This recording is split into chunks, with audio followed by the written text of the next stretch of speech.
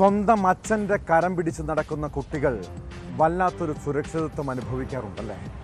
അവരെ സംബന്ധിച്ച് ജനിച്ചു വളർന്ന വീട് ഏറ്റവും സുരക്ഷിതമായ ഇടമാണ്.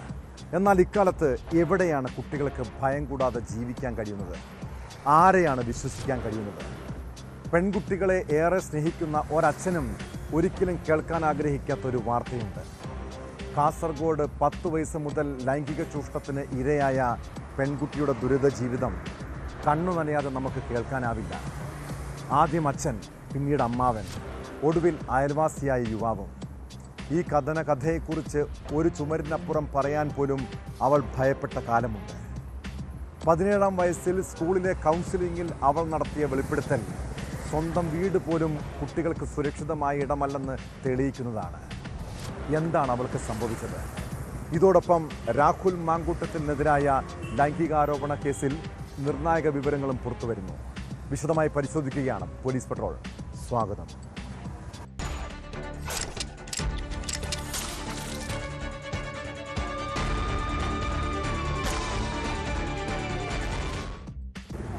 പത്താം വയസ്സിൽ അച്ഛൻ്റെ പീഡനം, 15-ാം വയസ്സിൽ അമ്മാവൻ, അതിനിടെ അയൽവാസിയായ യുവാവും. കാസർഗോഡ് അമ്പലത്തറയിലെ ഒരു പെൺകുട്ടി നേരിട്ട ദുരിത കഥ കരളലിയിപ്പിക്കുന്നതാണ്. വീട്ടിൽ അമ്മയില്ലാത്ത ഇതോടൊപ്പമാണ് അയൽവാസിയായ യുവാവിൻ്റെ പ്രണയച്ചതിയും. ഭയം കാരണം വർഷങ്ങളോളം എല്ലാം മറച്ചുവെച്ച പെൺകുട്ടി സ്കൂളിലെ കൗൺസിലിങ്ങിനിടെ പൊട്ടിക്കരഞ്ഞുകൊണ്ടാണ് വെളിപ്പെടുത്തൽ നടത്തിയത്. കേസിൽ നാട്ടുകാരനായ യുവാവിനെ പോലീസ് അറസ്റ്റ് ചെയ്തു. ഒളിവിലുള്ള അച്ഛനെയും അമ്മാവനെയും ഉടൻ പിടികൂടുമെന്നാണ് സൂചന. അതേസമയം 16 വയസ്സുള്ള മറ്റൊരു പെൺകുട്ടിയെ പ്രണയം നടിച്ച് പീഡിപ്പിച്ച 17-കാരനെതിരെ പോക്സോ വകുപ്പ് ചുമത്തി പോലീസ് കേസെടുത്തിട്ടുണ്ട്.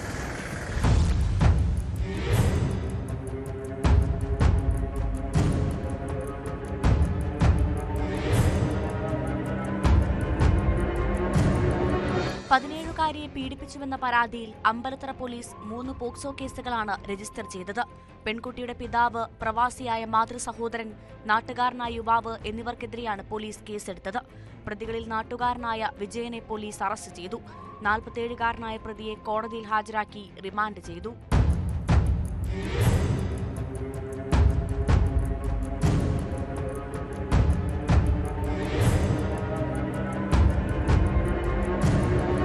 പത്തു വയസ്സുള്ളപ്പോഴാണ് പെൺകുട്ടി പിതാവിന്റെ അതിക്രമത്തിനിരയായത്. ഭയം കാരണം ഇക്കാര്യം ആരോടും പറഞ്ഞിരുന്നില്ല. 2 വർഷം മുൻപാണ് മാതൃസഹോദരന്റെ പീഡനത്തിന് ഇരയായത്. കഴിഞ്ഞ മാസമാണ് വിജയൻ എന്നയാൾ പീഡിപ്പിച്ചത്. കൗൺസിലിംഗിനിടെയാണ് പെൺകുട്ടി പീഡന വിവരം പുറത്തു പറഞ്ഞത്. തുടർന്ന് പോലീസിനെ വിവരമറിയിക്കുകയായിരുന്നു.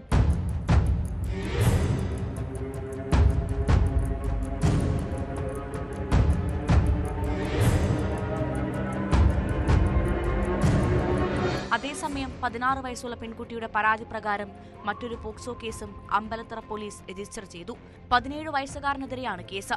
ഈ പെൺകുട്ടിയെ വീട്ടിലെത്തി പീഡിപ്പിച്ചുവെന്നാണ് കേസ്.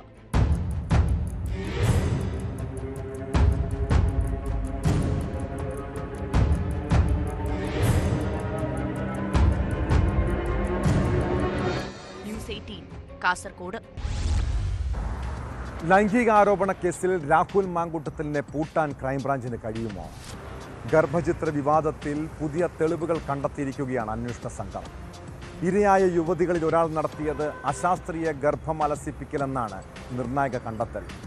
നിർബന്ധിത ഗർഭചിത്രം നടത്താൻ ഗുളിക കഴിച്ചതോടെ രക്തസ്രാവം അനിയന്ത്രിതമായതായും തുടർന്ന് തിരുവനന്തപുരത്തെ സ്വകാര്യ ആശുപത്രിയിൽ ചികിത്സ തേടിയതായും ക്രൈംബ്രാഞ്ചിന് തെളിവ് ലഭിച്ചു.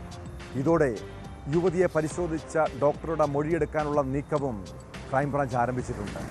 ഈ ഗുളികകൾ എത്തിച്ചു നൽകിയ ഫാർമസി ബിസിനസ് നടത്തുന്ന രാഹുലിൻ്റെ സുഹൃത്തിനെ കണ്ടെത്താനും നീക്കം തുടങ്ങി.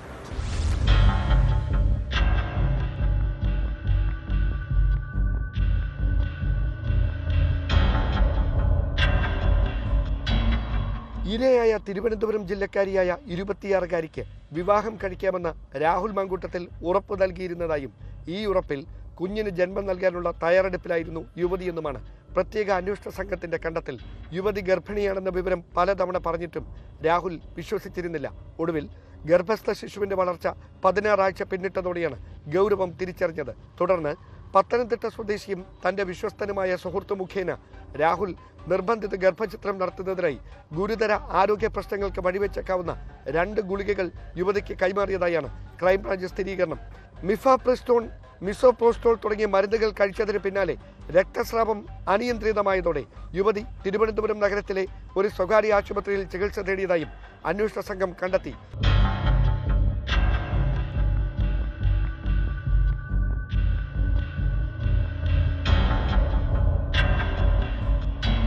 യുവതിയെ പരിശോധിച്ച ഡോക്ടറുടെ മൊഴിയെടുക്കാനുള്ള നീക്കവും ക്രൈംബ്രാഞ്ച് ആരംഭിച്ചതായാണ് സൂചന. ഫാർമസി ബിസിനസ് നടത്തുന്ന രാഹുലിന്റെ മറ്റൊരു സുഹൃത്തിനെ കേന്ദ്രീകരിച്ചും ക്രൈംബ്രാഞ്ച് അന്വേഷണം നടത്തുന്നുണ്ട്. ഗുരുതര ആരോഗ്യ പ്രശ്നങ്ങൾക്ക് വഴിവെക്കുന്ന ഗർഭനിരോധന ഗുളികകൾ മെഡിക്കൽ പ്രിസ്ക്രിപ്ഷൻ ഇല്ലാതെ യുവതിക്ക് എങ്ങനെ എത്തിച്ചു നൽകാൻ കഴിഞ്ഞു എന്നതുമായി ബന്ധപ്പെട്ടും അന്വേഷണം തുടരുകയാണ്. രാഹുലിന്റെയും അടുത്ത സുഹൃത്തുക്കളുടെയും കോൾ ഡേറ്റ റെക്കോർഡുകളും അന്വേഷണ സംഘം ശേഖരിക്കുന്നതായാണ് സൂചന. പാലക്കാട് ഉപതെരഞ്ഞെടുപ്പിന് ശേഷം രാഹുൽ മാങ്കൂട്ടത്തലിന്റെ സാമ്പത്തിക സ്ഥിതിയിലുണ്ടായ മാറ്റങ്ങളെക്കുറിച്ചും ക്രൈംബ്രാഞ്ച് വിശദമായ പരിശോധന നടത്തുന്നുണ്ട്.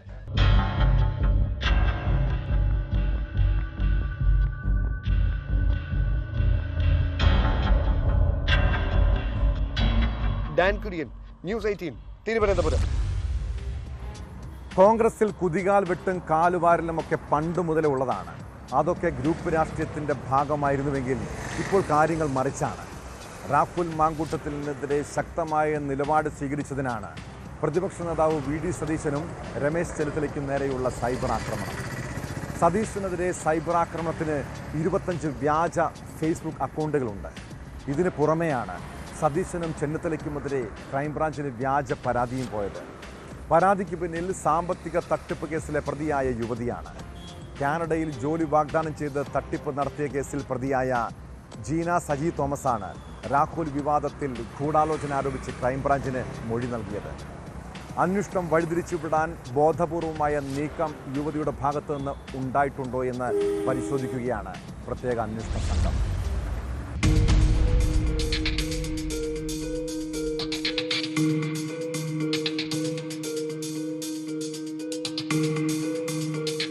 രാഹുൽ മാങ്കൂട്ടത്തിനെതിരെ പുറത്തുവരുന്ന ആരോപണങ്ങളിൽ ഗൂഢാലോചന നടന്നിട്ടുണ്ട് എന്ന് കഴിഞ്ഞ ദിവസമാണ് ക്രൈംബ്രാഞ്ചിന്റെ പ്രത്യേക അന്വേഷണ സംഘത്തിന് ജീന സജി തോമസ് എന്ന യുവതി മൊഴി നൽകിയത്.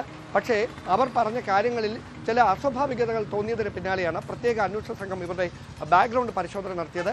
അങ്ങനെ അവരുടെ പശ്ചാത്തലം പരിശോധിക്കുന്നതിനിടയിലാണ് 2021 ഫെബ്രുവരി മാസം 8-ാം തീയതി കോട്ടയം ജില്ലയിലെ ചിങ്ങവനം പോലീസ് സ്റ്റേഷനിൽ ഒരു സാമ്പത്തിക തട്ടിപ്പ് കേസ് ഇവർക്കെതിരെ രജിസ്റ്റർ ചെയ്തിട്ടുണ്ട്. അതിൽ FIR ഉൾപ്പെടെ ഉണ്ട് എന്ന കാര്യത്തിൽ അന്വേഷണ സംഘം ഒരു സ്ഥിരീകരണത്തിലേക്ക് എത്തിയത്.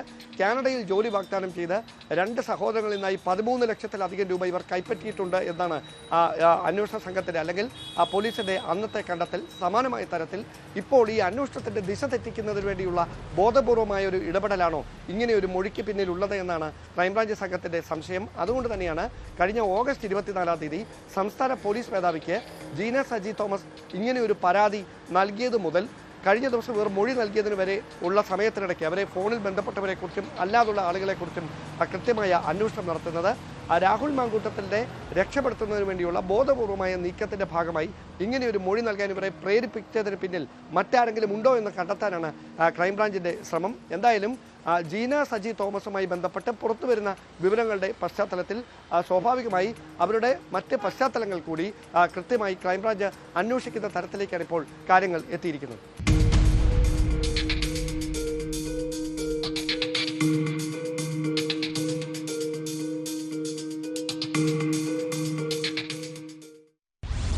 നമ്മുടെ നാട്ടിലെ പല വീടുകളിലും അച്ഛനും മക്കളും ഒന്നിച്ചിരുന്ന് മദ്യപിക്കുന്ന പ്രവണത കാണാം. എന്നാൽ മക്കൾക്ക് ഇങ്ങനെയുള്ള സ്വാതന്ത്ര്യം കൊടുക്കുന്ന മാതാപിതാക്കൾക്ക് പിന്നീട് ദുഃഖിക്കേണ്ടി വന്നിട്ടുണ്ട് കേട്ടോ.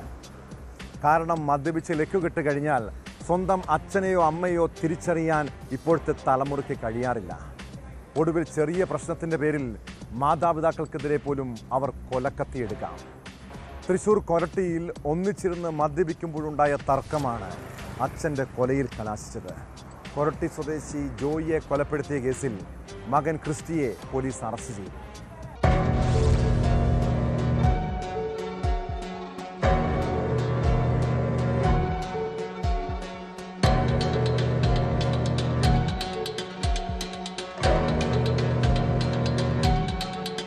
കഴിഞ്ഞ ദിവസം അർദ്ധരാത്രിയോടെയാണ് കൊലപാതകം. ആറ്റപ്പാടം എലിസബത്ത് ഗാർഡനിലെ കരിയാട്ടിൽ വീട്ടിൽ 57-കാരനായ ജോയിയാണ് മരിച്ചത്.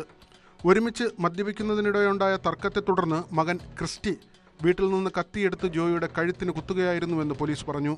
ജോയി രക്തം വാർന്ന നിലയിൽ കിടക്കുന്ന കാര്യം ക്രിസ്റ്റി തന്നെയാണ് പോലീസിനെ അറിയിച്ചത്. പോലീസ് എത്തിയപ്പോഴേക്കും മരണം സംഭവിച്ചിരുന്നു.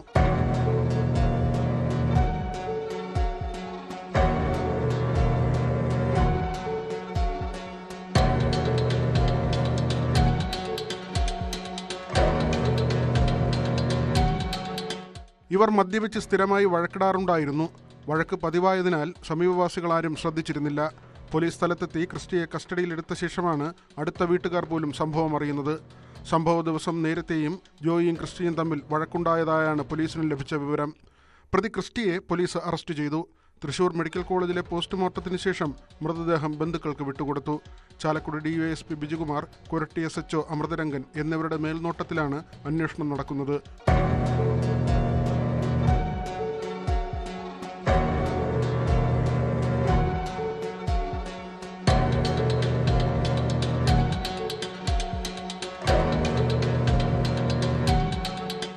ന്യൂസ് 18 തൃശൂർ.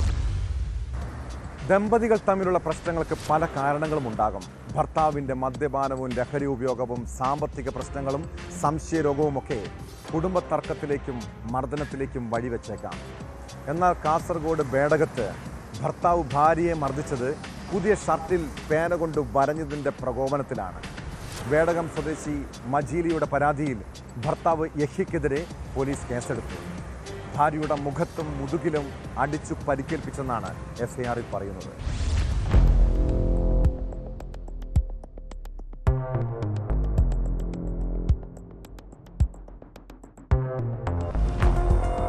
ഭർത്താവിന്റെ പുതിയ ഷർട്ടിൽ ഭാര്യ മജീല പേന കൊണ്ട് വരച്ചിട്ടതാണ് പ്രകോപനത്തിന് കാരണമായത്. പുതിയ ഷർട്ടിൽ വരഞ്ഞിട്ടത് കണ്ട് സഹിക്കാൻ കഴിയാതെ യഹ്യ ഭാര്യയെ തടഞ്ഞു നിർത്തി മുഖത്തും മുതുകിലും അടിച്ച് പരിക്കേൽപ്പിച്ചതായി ബേടകം പോലീസ് രജിസ്റ്റർ ചെയ്ത FIR-ൽ പറയുന്നു. ചൊവ്വാഴ്ച വൈകുന്നേരം 5 മണിക്കാണ് കേസിനാസ്പദമായ സംഭവം.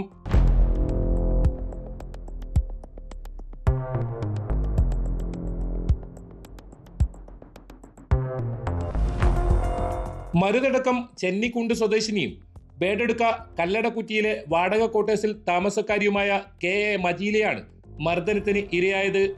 ഇവരുടെ പരാതിയിൽ ഭർത്താവ് യഹിക്കെതിരെ ബേടകം പോലീസ് കേസെടുത്ത് അന്വേഷണം തുടങ്ങി.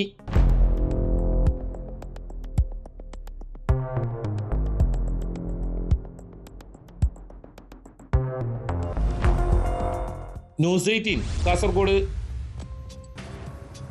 അധ്യാപകൻ അടികിട്ടിയാലും വിദ്യാർത്ഥിയെ തല്ലാൻ പാടില്ല. വിദ്യാഭ്യാസ മന്ത്രി V. ശിവൻകുട്ടിയുടെ പുതിയ ഉത്തരവാണ് കേട്ടോ. എന്തായാലും നമ്മുടെ നാട്ടിലെ പിള്ളേർക്ക് എന്ത് തോന്നിയാസം കാണിക്കാൻ സൗകര്യമൊരുക്കുന്നതാണ് മന്ത്രിയുടെ പ്രഖ്യാപനമെന്ന് പറയാതെ വയ്യ. കൊല്ലം അഞ്ചാലമ്മൂട് സ്കൂളിൽ +2 വിദ്യാർത്ഥിയെ മർദ്ദിച്ചെന്ന പരാതിയിൽ അധ്യാപകനെതിരെ പോലീസ് കേസെടുത്തതിന് പിന്നാലെ അയാളെ സസ്പെൻഡ് ചെയ്തിട്ടുണ്ട്. PT അധ്യാപകൻ റാഫിക്കെതിരെയാണ് അഞ്ചാലമ്മൂട് പോലീസ് കേസെടുത്തത്.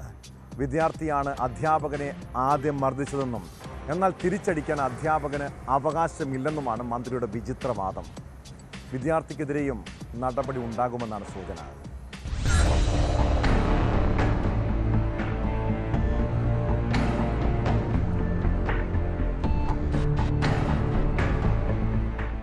അഞ്ചാലമ്മൂട് GHSS-ൽ വിദ്യാർത്ഥിനിയെ മോശം വാക്കുകൾ ഉപയോഗിച്ച് അധിക്ഷേപിച്ചതുമായി ബന്ധപ്പെട്ട തർക്കമാണ് വിദ്യാർത്ഥിയും അധ്യാപകനും തമ്മിൽ സംഘർഷത്തിന് ഇടയാക്കിയത്. കായിക അധ്യാപകനായ റാഫിയും വിദ്യാർത്ഥിയുമായുള്ള തർക്കം മർദ്ദനത്തിലാണ് കലാശിച്ചത്. വിദ്യാർത്ഥിയുടെ മൂക്കിനും തലയ്ക്കും പരുക്കുപറ്റി. അധ്യാപകനും പരുക്കുണ്ട്. സംഭവത്തിൽ അധ്യാപകനെ സസ്പെൻഡ് ചെയ്തു. എന്നാൽ വിദ്യാർത്ഥിയാണ് അധ്യാപകനെ ആദ്യം മർദ്ദിച്ചതെന്നും വിദ്യാർത്ഥികൾക്കെതിരെയും നടപടി ഉണ്ടാകുമെന്നും മന്ത്രി V. ശിവൻകുട്ടി പറഞ്ഞു. അധ്യാപകനെ തല്ലിയാലും വിദ്യാർത്ഥിയെ തല്ലാൻ പാടില്ല എന്നതാണ് രീതിയെന്നും മന്ത്രി പറഞ്ഞു. ഇതിലെ ഡിസിപ്ലിനൊക്കെ നോക്കുന്ന സ്പോർട്സിൻ്റെ അധ്യാപകനാണ്. അധ്യാപനം അടിച്ച് താഴെ ഇട്ടു കുട്ടികൾ. അധ്യാപനം എണീറ്റ് കുട്ടിയെ അടിച്ചു. അപ്പോൾ അധ്യാപനം അടി കിട്ടിയാലും കുട്ടിയെ അടിക്കാൻ പാടില്ലെന്നുള്ള നിലപാടാണല്ലോ നമ്മുടെ നിലപാട്. അപ്പോൾ അതിൻ്റെ അടിസ്ഥാനത്തിൽ പ്രഥമദൃഷ്ട്യ അന്വേഷണം റിപ്പോർട്ട് കിട്ടി അധ്യാപനം സസ്പെൻഡ് ചെയ്തു. ഞാൻ ഇന്നലെ ഡയറക്ഷൻ കൊടുത്തിട്ടുണ്ട്. ഇതിൽ ബന്ധപ്പെട്ട വിദ്യാർത്ഥിയും സസ്പെൻഡ് ചെയ്യാൻ വേണ്ടി പറഞ്ഞിട്ടുണ്ട്. കാരണം ക്യാമ്പസ് എന്ന് പറഞ്ഞാൽ അധ്യാപനം വിദ്യാർത്ഥിയും തമ്മിൽ തല്ലാനുള്ള സ്ഥലമല്ലല്ലോ. അത് ഒരു കാരണവശാലും അംഗീകരിച്ചു കൊടുക്കുന്നതിന് വേണ്ടി കഴിയും. PT അധ്യാപകൻ റാഫിക്കെതിരെ പോലീസ് കേസെടുത്തിട്ടുണ്ട്.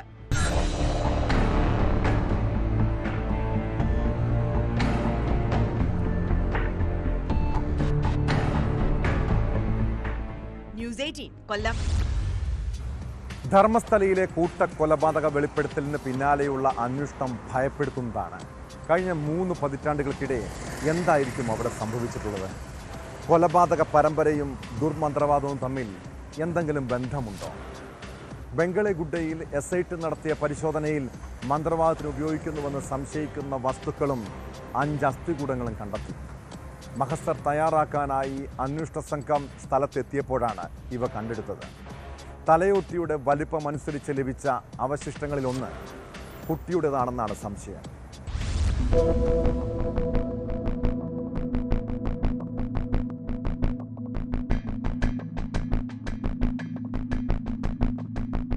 ധർമ്മസ്ഥലയിലെ ആൾതാമസമില്ലാത്ത ഇടങ്ങൾ കേന്ദ്രീകരിച്ച് മന്ത്രവാദം നടന്നതായുള്ള സൂചനകളാണ് ഇപ്പോൾ പുറത്തുവരുന്നത്.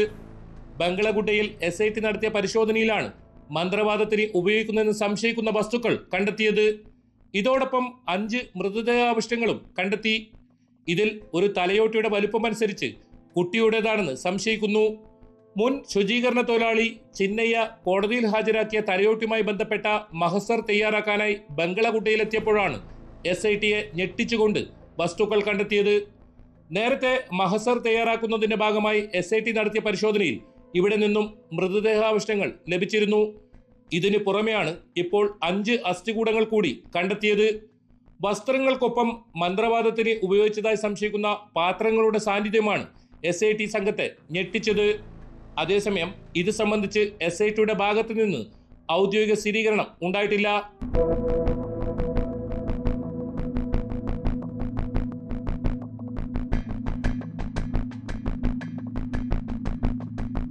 കുട്ടിയുടെ മൃതദേഹാവശിഷ്ടങ്ങളും മന്ത്രവാദം നടന്നതിന് സൂചനകളും ശരിയാണെങ്കിൽ അന്വേഷണ സംഘം വിപുലീകരിക്കേണ്ടി വരും. ഇതിനായി SITക്ക് കൂടുതൽ അധികാരങ്ങൾ നൽകേണ്ടി വന്നേക്കാം. ഇതിനിടയിൽ ആക്ഷൻ കമ്മിറ്റി ഭാരവാഹികളുടെ ചോദ്യം ചെയ്യൽ തുടരുന്നു. ഗിരീഷ് മട്ടന്നവർ, ജയന്ത് T എന്നിവരുടെ ചോദ്യം ചെയ്യലാണ് ഇപ്പോഴും തുടരുന്നത്. യൂട്യൂബർമാരായ മനാഫ്, അഭിഷേക് എന്നിവരുടെ ചോദ്യം ചെയ്യൽ പൂർത്തിയായി. കൂട്ടക്കൊല നടന്നു എന്നതിൽ ഉറച്ചു നിൽക്കുന്നതായി മനാഫ് പറഞ്ഞു. SITക്ക് തെളിവുകൾ കൈമാറിയിട്ടുണ്ട്. നിയമ പോരാട്ടം തുടരും. ആ തലയോട്ടി എവിടുന്ന് കിട്ടി, ആര് കൊണ്ടു തടുത്തു, ആ വക കാര്യങ്ങളൊക്കെ എന്നോട് ചോദ്യം ചെയ്തിട്ടുണ്ട്. ഞാൻ അതിന് കൃത്യമായിട്ടുള്ള തെളിവ് കൊടുത്തിട്ടുണ്ട്. അതിനവർക്ക് തെളിവ് എന്റെ കയ്യിൽ മാത്രമേ ഉള്ളായിരുന്നു. അത് ഞാൻ കൃത്യമായി കൊടുത്തു. അത് അവർക്കൊരു വലിയൊരു കിട്ടലാണ്, ഒരു അന്വേഷണത്തിന് വലിയ വൈത്തിരിവാണ്. സുജാത ഭട്ടിന്റെ മൊഴിമാറ്റത്തിൽ അവരുടെ പ്രായവും മാനസികാവസ്ഥയും പരിഗണിക്കണമെന്നും മനാഫ് പ്രതികരിച്ചു.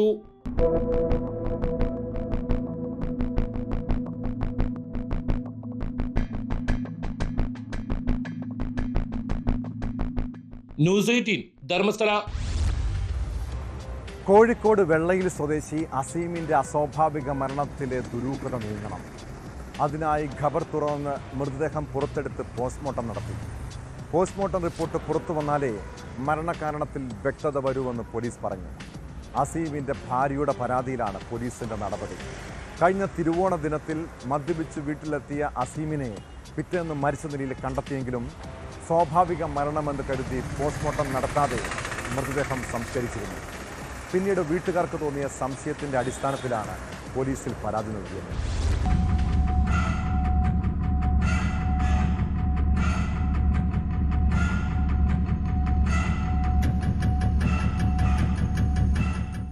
തോണിച്ചാൽ സ്വദേശി അസീം 5 ദിവസം മുൻപാണ് മരിച്ചത്. മദ്യപിച്ച് അവശനായി വീട്ടിലെത്തിയ അസീമിനെ ബന്ധുക്കൾ കോഴിക്കോട് ബീച്ച് ആശുപത്രിയിലും പിന്നീട് മെഡിക്കൽ കോളേജ് ആശുപത്രിയിലും പ്രവേശിപ്പിക്കുകയായിരുന്നു. ചികിത്സയ്ക്കിടെയാണ് അസീം മരിച്ചത്.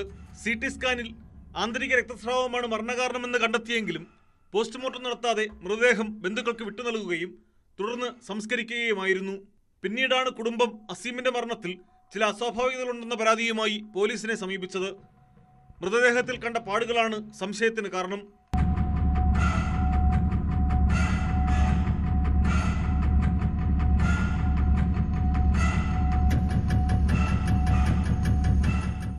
കോനാട്ട് ജുമാ മസ്ജിദ് ഖബർസ്ഥാനിൽ കബറടക്കിയ മൃതദേഹമാണ് പോലീസിന്റെയും ഫോറൻസിക് സംഘത്തിന്റെയും നേതൃത്വത്തിൽ പുറത്തെടുത്തത്. റവന്യൂ ഉദ്യോഗസ്ഥന്റെ സാന്നിധ്യത്തിൽ ഇൻക്വസ്റ്റ് നടപടികൾ പൂർത്തിയാക്കിയ ശേഷം മൃതദേഹം കോഴിക്കോട് മെഡിക്കൽ കോളേജ് ആശുപത്രിയിൽ എത്തിച്ചു. തുടർന്ന് പോസ്റ്റ്മോർട്ടം നടപടികൾ പൂർത്തിയാക്കിയ ശേഷം മൃതദേഹം വീണ്ടും കബറടക്കി. പോസ്റ്റ്മോർട്ടം റിപ്പോർട്ട് പുറത്തുവന്നാൽ മാത്രമേ മരണകാരണം സംബന്ധിച്ച് വ്യക്തതയുണ്ടാവൂ എന്ന് പോലീസ് അറിയിച്ചു.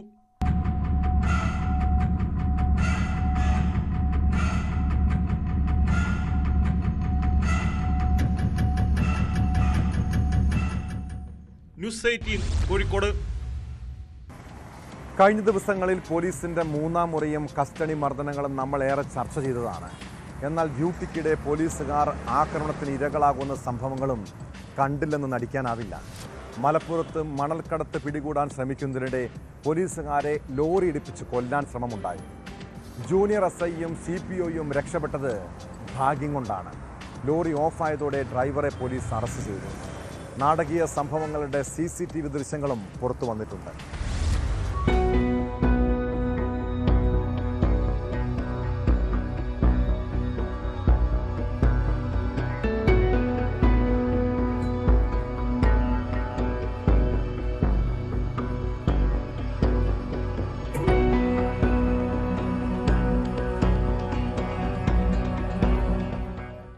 മണൽക്കടത്ത് പിന്തുടർന്ന് പിടികൂടുന്നതിനിടെയാണ് പോലീസുകാരെ ഇടിച്ചു തെറിപ്പിച്ച് രക്ഷപ്പെടാൻ ശ്രമമുണ്ടായത്.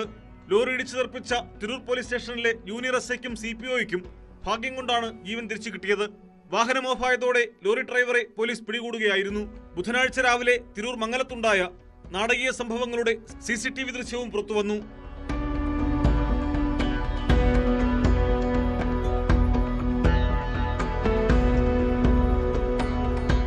തിരൂർ സ്റ്റേഷനിലെ junior SI Mithun, CPO Vibeesh എന്നിവർക്കാണ് മണൽ മാഫിയയുടെ ആക്രമണത്തിൽ പരിക്കേറ്റത്. ലോറി ഡ്രൈവർ തൃപ്പങ്ങോട് ആനപ്പടി മാങ്ങോട്ടിൽ സുഹൈലിനെ പോലീസ് അറസ്റ്റ് ചെയ്തു. മണൽക്കടത്ത് പിടികൂടാൻ വേഷം മാറി ബൈക്കിൽ സഞ്ചരിക്കവെയാണ് മിഥുനും വിബീഷും അപകടത്തിൽപ്പെട്ടത്. പെരുന്തല്ലൂരിൽ വെച്ച് സുഹൈലിന്റെ ലോറിക്ക് പോലീസ് കൈ കാണിച്ചു.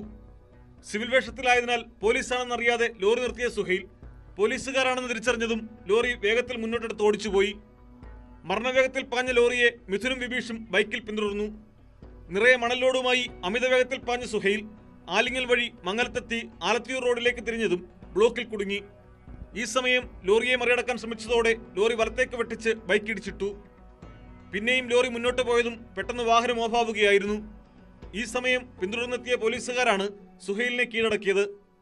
ജീവൻ പണയം വെച്ചാണ് മിഥുനും വിബീഷും മണൽക്കടത്ത് പിടികൂടിയത്. പ്രതിയെ തിരൂർ കോടതിയിൽ ഹാജരാക്കി.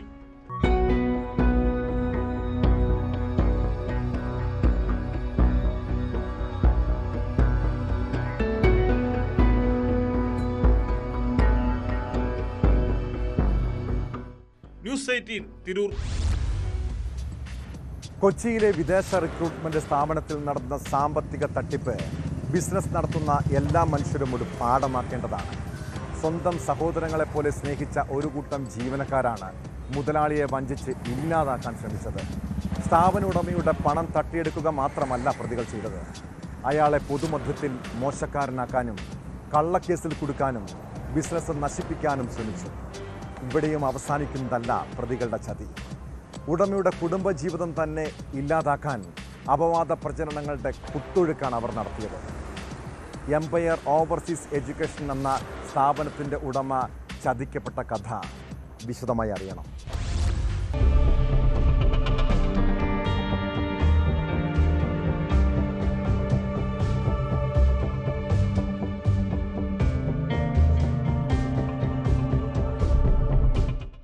യൂറോപ്പിൽ വിദ്യാഭ്യാസം നേടണമെന്ന ആഗ്രഹത്തോടെ 2017 എത്തിയ ഒരു അപേക്ഷകനായിരുന്നു സുജിത്.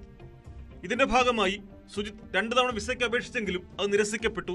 കുടുംബത്തിലെ സാമ്പത്തിക ബുദ്ധിമുട്ടുകളും വിസനിഷേധത്തെ തുടർന്നുള്ള മാനസിക സമ്മർദ്ദവും അനുഭവിച്ച സുജിത്തിനെ 2018 ഓഫീസ് ബോയിയായി നിയമിച്ചു.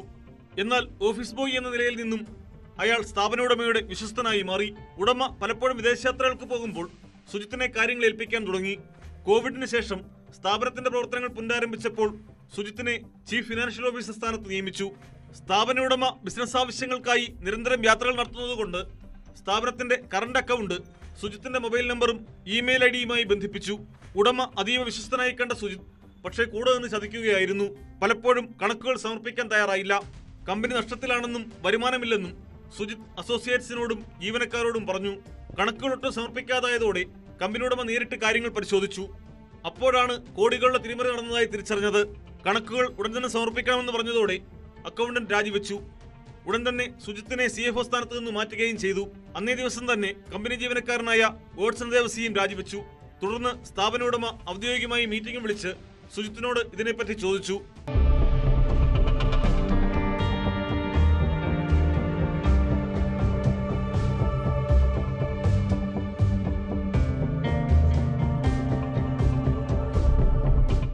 എല്ലാ കുറ്റങ്ങളും ഏറ്റുപറഞ്ഞ സുജിത്തും കൂട്ടാളി പ്രതിഭയും പണം ഉടൻ തന്നെ തിരികെ നൽകാമെന്ന് അറിയിച്ചതാണ്.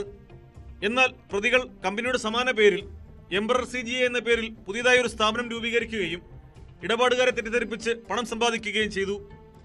അതിനിടെ സുജിത് കമ്പനി ഉടമയ്ക്കെതിരെ വഞ്ചനാ കുറ്റത്തിന് തിരുവനന്തപുരം ആറ്റിങ്ങൽ സ്റ്റേഷനിലും എറണാകുളത്തെ വിവിധ സ്റ്റേഷനുകളിലും പരാതി നൽകി. എന്നാൽ ആ പരാതികൾ വ്യാജമാണെന്ന് കണ്ടെത്തി പോലീസ് എഴുതി തള്ളിയിരുന്നു. പിന്നാലെയാണ് സ്ഥാപന ഉടമ സുജിത്തിനെതിരെ പോലീസിൽ പരാതി നൽകിയത്. അതിനിടെ കൂട്ടുപ്രതികളായ കിഷോർ, ബിജോ, റനീഷ് എന്നിവർ സ്ഥാപനത്തിലെ ജീവനക്കാർ താമസിക്കുന്ന ഫ്ളാറ്റിലേക്ക് അതിക്രമിച്ചു കയറി കേസിനാസ്പദമായ രേഖകൾ കൈക്കലാക്കാൻ ശ്രമിച്ചതിനെ തുടർന്ന് അടിപിടിയും ഉണ്ടായിരുന്നു. ഇതിലൊന്നും കമ്പനി ഉടമ കുലുങ്ങാതായതോടെ സ്ത്രീകളെ ഉപയോഗിച്ച് പരാതി നൽകാനും പ്രതികൾ ശ്രമിച്ചു. കമ്പനി ഉടമയെ വ്യാജ വാർത്തകൾ നൽകി തകർക്കാനുള്ള ശ്രമവും ഉണ്ടായി. റിക്രൂട്ട്മെന്റിന് അനുമതിയില്ലാത്ത പ്രതികൾ വിദേശത്തേക്ക് മനുഷ്യക്കടത്തും നടത്തിയിട്ടുണ്ട്. ഉടമയിൽ നിന്ന് മോഷ്ടിച്ച പണം ഉപയോഗിച്ച് പ്രതികൾ ആഡംബര ജീവിതം നയിച്ചിരുന്നു. ഈ പണം ഉപയോഗിച്ച് ഇവർ കുടുംബസമേതം നിരവധി വിദേശയാത്രകൾ നടത്തിയിട്ടുണ്ട്. സ്ഥാപന ഉടമയെ സമൂഹമധ്യത്തിൽ അപകീർത്തിപ്പെടുത്താനായി ബന്ധുക്കളടക്കം ഫോണിൽ വിളിച്ച് പ്രതികൾ അപവാദ പ്രചരണം നടത്തിയതായും പരാതിയുണ്ട്.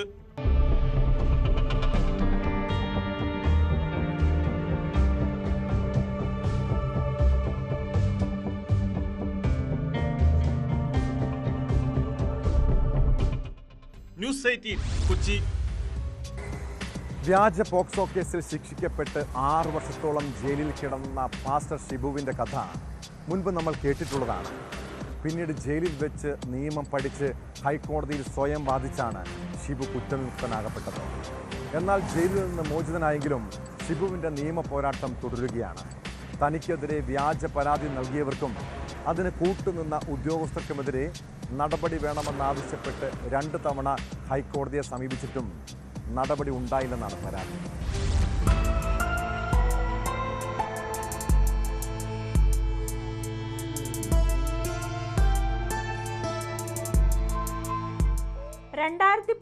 ലാണ് തൊടുപുഴ അഡീഷണൽ സെഷൻസ് കോടതി ഷിബുവിന് ഇരട്ട ജീവപര്യന്തം ശിക്ഷ വിധിക്കുന്നത്. എന്നാൽ തന്റെ നിരപരാധിത്വം തെളിയിക്കാൻ ഷിബു ജയിലിൽ വെച്ച് നിയമം പഠിച്ച ഹൈക്കോടതിയിൽ സ്വയം വാദിച്ചു. 2025 ജൂൺ 30 ഷിബു കുറ്റക്കാരനല്ല എന്ന് ഹൈക്കോടതി കണ്ടെത്തി. എന്നാൽ 2.5 ദിവസത്തിന് ശേഷമാണ് ഷിബുവിന് ജയിൽ മോചിതനാകാൻ കഴിഞ്ഞത്. തന്നെ അന്യായമായി തടങ്കലിൽ പാർപ്പിച്ച ഉദ്യോഗസ്ഥർക്കെതിരെ നടപടി സ്വീകരിക്കണമെന്ന് ചൂണ്ടിക്കാട്ടി ഷിബു ഹൈക്കോടതിയിൽ ഹർജി നൽകി. ഇതിൽ യാതൊരു നടപടിയും കോടതി സ്വീകരിച്ചില്ലെന്നാണ് ഷിബുവിന്റെ പരാതി. ആൾമാറാട്ടം നടത്തി വ്യാജമായ സാക്ഷികളെ കയറ്റി വ്യാജമായ മൊഴി കൊടുത്ത് വ്യാജരേഖകൾ ചമച്ച പോലീസ് ഉദ്യോഗസ്ഥർക്കെതിരെയും ആൾമാറാട്ടം നടത്തിയവർക്കെതിരെയും വ്യാജ സാക്ഷി പറഞ്ഞവർക്കെതിരെയും നടപടിയെടുക്കണമെന്നാവശ്യപ്പെട്ടും കൂടെ ഞാൻ കഴിഞ്ഞ 14/7/2025 ബഹുമാനപ്പെട്ട കേരള ഹൈക്കോടതി മുമ്പാകെ 2 പരാതികൾ ഫയൽ ചെയ്തിരുന്നു. എന്നാൽ ഇത്ര ആയിട്ടും ഈ പരാതികളൊന്നും ബഹുമാനപ്പെട്ട കോടതിയുടെ പരിഗണനയ്ക്ക് എത്തുകയോ അതിൽ നിന്ന് കോടതിയിൽ നിന്ന് യാതൊരു അറിയിപ്പുകൾ എനിക്ക് ലഭിക്കുകയോ ചെയ്തിട്ടില്ല. ഇത് കോടതിയിൽ എത്തിയിട്ടില്ല. കോടതിയുടെ മുമ്പേ എത്താത്തതിനാലാണ് ഈ വിഷയത്തിന് മേൽ ഒരു നടപടി ഉണ്ടാകാത്തതെന്ന് ഞാൻ അടിയുറച്ച് വിശ്വസിക്കുന്നു. വ്യാജ പോക്സോ കേസിൽ തനിക്കെതിരെ കള്ളസാക്ഷി പറഞ്ഞവർക്കും ആൾമാറാട്ടം നടത്തിയവർക്കും ഇതിന് സഹായിച്ച ഉദ്യോഗസ്ഥർക്കുമെതിരെയും അന്വേഷണം നടത്തി നടപടി സ്വീകരിക്കണമെന്നും ഷിബു നൽകിയ ഹർജിയിൽ ആവശ്യപ്പെടുന്നു. അയൽവാസിയുമായുള്ള തർക്കമായിരുന്നു വ്യാജ പോക്സോ പരാതിക്ക് പിന്നിൽ. 6 വർഷത്തെ ജയിൽവാസത്തിന് ശേഷം ഷിബു ഇപ്പോൾ കുടുംബത്തോടൊപ്പം കർണാടക ഉടുപ്പിയിലാണ് താമസം.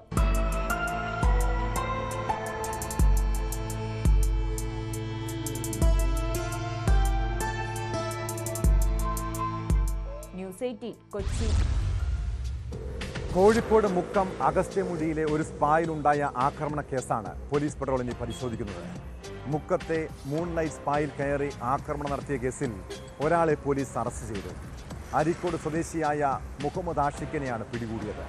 സംഭവത്തിന് ശേഷം ഒളിവിൽ പോയ മലപ്പുറം മൈത്ര സ്വദേശി മുഹമ്മദ് റിൻഷാദിനെ കണ്ടെത്താൻ അന്വേഷണം ഊർജിതമാണ്.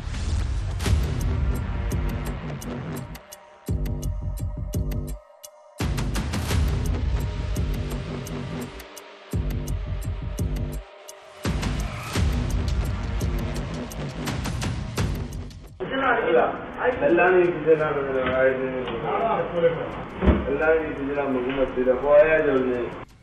ജൂൺ 12-ന് മുക്കം അഗസ്ത്യമൊഴിയിലെ മൂൺലൈറ്റ് സ്പായിൽ കയറി അക്രമം കാണിച്ച 2 യുവാക്കളിൽ ഒരാളെയാണ് പിടികൂടിയത്.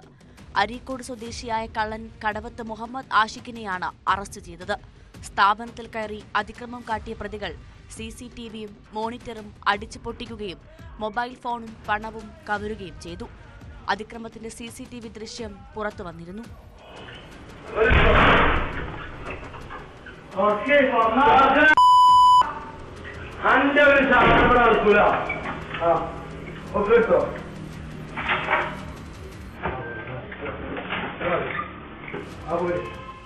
സ്പാ ഉടമ മുക്കം പോലീസിൽ നൽകിയ പരാതിയിൽ കേസെടുത്ത് അന്വേഷണം നടത്തിവരികയായിരുന്നു. പ്രതി മുഹമ്മദ് ആഷിഖ് കഴിഞ്ഞ ദിവസം മുക്കത്തെത്തിയതായി വിവരം ലഭിച്ചതിനെ തുടർന്ന് പോലീസ് എത്തിയെങ്കിലും ഇയാൾ ബൈക്കുമായി രക്ഷപ്പെട്ടു. തുടർന്ന് പ്രതിയെ പിന്തുടർന്ന് അരീക്കോട്ടെ സ്വകാര്യ ആശുപത്രിക്ക് മുൻവശത്ത് വെച്ച് പിടികൂടുകയായിരുന്നു. കേസിലിനി മലപ്പുറം മൈത്ര സ്വദേശി മുഹമ്മദ് റിൻഷാദിനെ പിടികൂടാനുണ്ട്. ഇൻസ്പെക്ടർ ആനന്ദ് കെയുടെ നിർദ്ദേശപ്രകാരം sub inspector Santhosh Kumar K, assistant sub inspector Rafeeq, senior civil police ഓഫീസർമാരായ അനീസ് KM, ജോഷി എന്നിവർ ചേർന്നാണ് പ്രതിയെ പിടികൂടിയത്. താമരശ്ശേരി കോടതിയിൽ ഹാജരാക്കിയ ആഷിഖിനെ റിമാൻഡ് ചെയ്തു.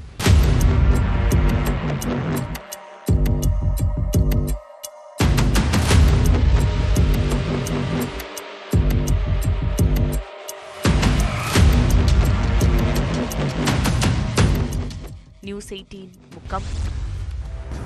വാർദ്ധക്യകാലത്തുണ്ടാകുന്ന ഒറ്റപ്പെടൽ പലരെയും വിഷാദരോഗികളാക്കാറുണ്ട്. ആരുമില്ലെന്ന തോന്നൽ ആത്മഹത്യയിലേക്ക് പോലും നയിക്കാം. മലപ്പുറം പൊന്നാനിയിൽ നിന്ന് കേട്ട ഒരു ദാരുണമായ വാർത്തയിലേക്കാണിത്. പൊന്നാനിയിൽ എയർഗൺ ഉപയോഗിച്ച് സ്വയം വെടിയുതിർത്ത ശേഷം വയോധികൻ തൂങ്ങി മരിച്ചു. കാഞ്ഞിരമുക്ക് സ്വദേശി ശിവദാസനാണ് ആത്മഹത്യ ചെയ്തത്. മരണകാരണം വ്യക്തമല്ല. സംഭവത്തിൽ അസ്വാഭാവിക മരണത്തിന് കേസെടുത്ത പോലീസ് അന്വേഷണം ആരംഭിച്ചിട്ടുണ്ട്.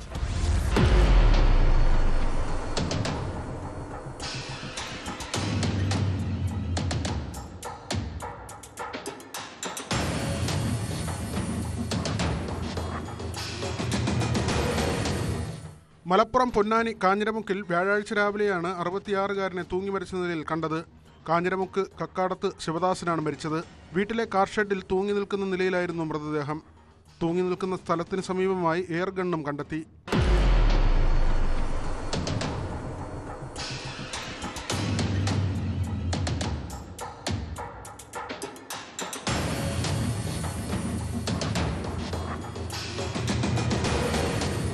മൃതദേഹത്തിന്റെ വലത്തെ നെറ്റിയിൽ എയർഗൺ ഉപയോഗിച്ച് വെടിയുതിർത്ത പാടുണ്ട്.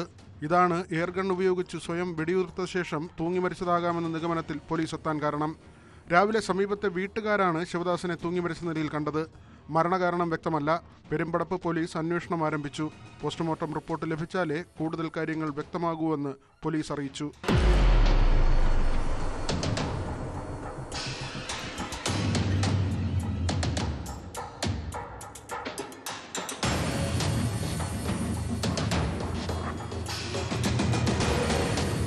ന്യൂസ് 18 തിരൂർ. മഞ്ഞുമൽ ബോയ്സ് സിനിമയുമായി ബന്ധപ്പെട്ട സാമ്പത്തിക തട്ടിപ്പ് കേസിൽ നടൻ സൗബിൻ ഷാഹിറിന് തിരിച്ചടി. ജാമ്യവ്യവസ്ഥയിൽ ഇളവ് തേടിയുള്ള ഹർജി ഹൈക്കോടതി തള്ളി. വിദേശത്ത് ഒരു ചടങ്ങിൽ പങ്കെടുക്കാൻ പോകണമെന്നാവശ്യപ്പെട്ട് സൗബിൻ സമർപ്പിച്ച ഹർജിയാണ് തള്ളിയത്. നേരത്തെ കേസ് റദ്ദാക്കണമെന്നാവശ്യപ്പെട്ട് നിർമ്മാതാക്കൾ ഹൈക്കോടതിയെ സമീപിച്ചിരുന്നെങ്കിലും അന്വേഷണം തുടരാനായിരുന്നു നിർദ്ദേശം. ഇതിന് പിന്നാലെയാണ് മരട് പോലീസ് സൗബിനെ ചോദ്യം ചെയ്തത്.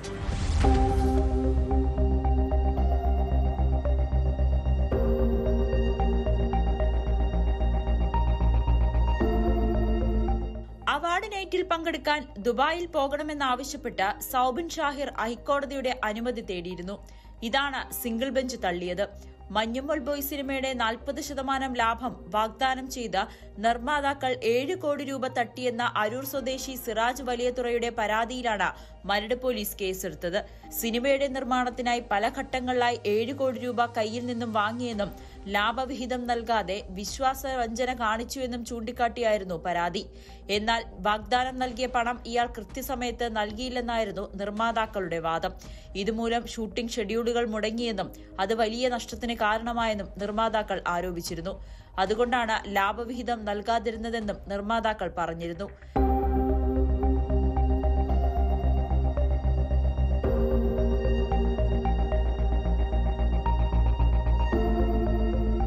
എന്നാൽ കേസ് റദ്ദാക്കണമെന്ന് ആവശ്യപ്പെട്ട് നിർമ്മാതാക്കൾ ഹൈക്കോടതിയെ സമീപിച്ചുവെങ്കിലും അന്വേഷണം തുടരാനായിരുന്നു ഹൈക്കോടതിയുടെ നിർദ്ദേശം. ഇതിന് പിന്നാലെ സൗബിനെയും സഹനിർമ്മാതാക്കളായ ബാബു ഷാഹിർ, ഷോൺ ആന്റണി എന്നിവരെയും മരട് പോലീസ് ചോദ്യം ചെയ്തിരുന്നു.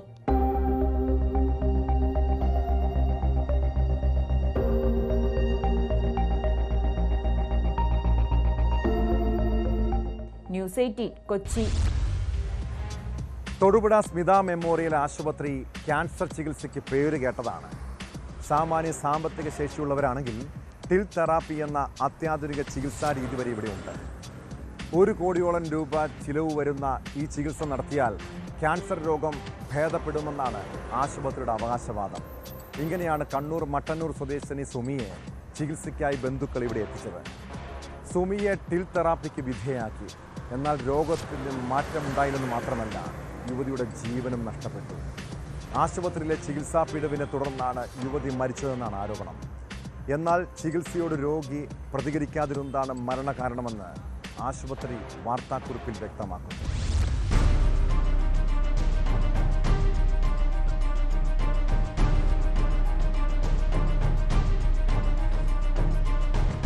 പുലർച്ചെയാണ് കണ്ണൂർ സ്വദേശിനി സുമി തൊടുപുഴയിലെ സ്മിത മെമ്മോറിയൽ ആശുപത്രിയിൽ മരിച്ചത്. ക്യാൻസറിനുള്ള ടിൽ തെറാപ്പി ചികിത്സയ്ക്ക് സുമി വിധേയയായിരുന്നു. ഇതേ തുടർന്ന് സുമിയുടെ ശരീരഭാരം വർദ്ധിക്കുകയും രക്തസ്രാവം ഉണ്ടാവുകയും ചെയ്തു. 1 മാസത്തോളം ഐസൊലേഷൻ വാർഡിൽ കഴിഞ്ഞു. നില ഗുരുതരമായതിനെ തുടർന്ന് ഇന്നലെ അത്യാഹിത വിഭാഗത്തിലേക്ക് മാറ്റി. തങ്ങൾക്കൊന്നും ചെയ്യാനില്ലെന്നും രോഗിയെ ഡിസ്ചാർജ് ചെയ്ത് കൊണ്ടുപോകണമെന്നും ആശുപത്രി അധികൃതർ ആവശ്യപ്പെട്ടെന്ന് ബന്ധുക്കൾ പറയുന്നു. ഒരാഴ്ച മുമ്പ് ബ്ലീഡിംഗ് ഉണ്ടായി. അപ്പോൾ ഞാൻ ഹോസ്പിറ്റലുണ്ടായത്. അപ്പോൾ ഡോക്ടർ മുംബൈയിൽ ഡോക്ടർ മീറ്റിംഗ് വെച്ചു.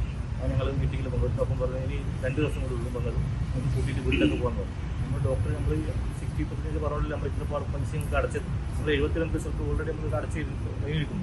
അപ്പോൾ നിങ്ങൾ ഇത്രപ്പാട് പൈസ അടിച്ച് നിങ്ങൾ 50 പൈസ അവിടെ നിൽക്കട്ടെ, എൻ്റെ നിങ്ങളുടെ അസുഖം മാറ്റാൻ പറ്റി നമ്മൾ കൊണ്ടുപോകും, നിങ്ങൾക്ക് ബുദ്ധിമുട്ടുമ്പോൾ നമ്മൾ എന്താ ചെയ്യേണ്ടത്? അപ്പോൾ ഇത് എന്ത് ചെയ്യാൻ പറ്റില്ല, ഇതൊന്നുമില്ല. അപ്പോൾ വേറെ അവർക്ക് സംസാരിക്കാൻ പറ്റില്ല. 1 കോടി രൂപ ചിലവ് വരുന്ന അത്യാധുനിക ക്യാൻസർ ചികിത്സാ രീതിയാണ് ടിൽ തെറാപ്പി. 75 ലക്ഷത്തോളം രൂപ നിലവിൽ ചികിത്സയ്ക്കായി ചെലവായിട്ടുണ്ട്.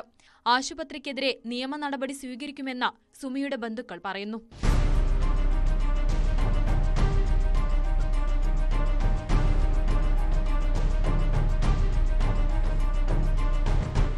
ന്യൂസ് 18 തൊടുപുഴ. കുറ്റകൃത്യങ്ങളുടെ മറ്റു ചില വാർത്തകൾ ചുരുക്കത്തിൽ. കണ്ണൂർ പാണപ്പുഴയിൽ പെരുമ്പാമ്പിനെ കൊന്ന് കറിവെച്ച് കഴിച്ച 2 യുവാക്കളെ വനംവകുപ്പ് അറസ്റ്റ് ചെയ്തു. പിടിയിലായത് മാതമംഗലം പാണപ്പുഴ സ്വദേശികളായ പ്രമോദ്, സി ബിനീഷ് എന്നിവർ.